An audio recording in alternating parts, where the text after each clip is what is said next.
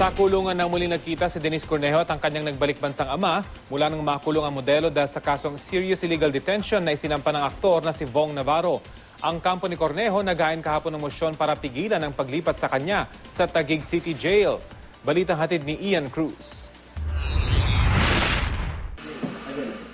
Maigpit na yakapan na naganap na magkita sina Denise Cornejo at kanyang balikbayang ama na si Paul.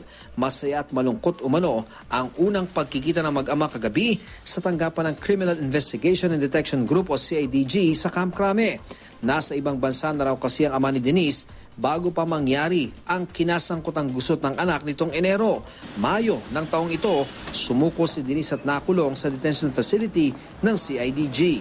Inakusahan ni Denise ng pangahalay ang actor-host na si Vong Navarro pero nakasuhan naman ng serious illegal detention si Denise, Cedric Lee at iba pa nilang kaibigan na sangkot umano sa panggugulpi kay Navarro sa isang condo unit sa Taguig City. Masakit, no? I mean,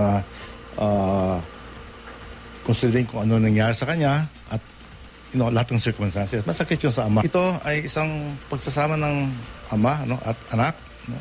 Ito ay... I think ito ay isa sa kultura natin, no, na magsama at siguro magbigay ng lakas ng loob, no, sa bawat isa.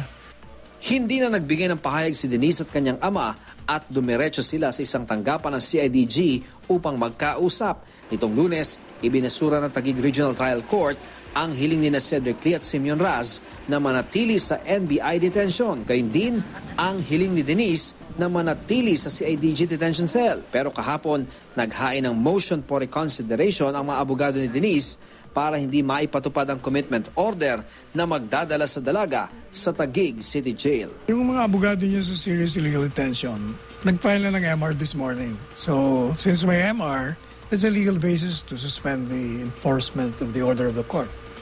Kaya dito muna siya. Until the court resolves the motion for reconsideration.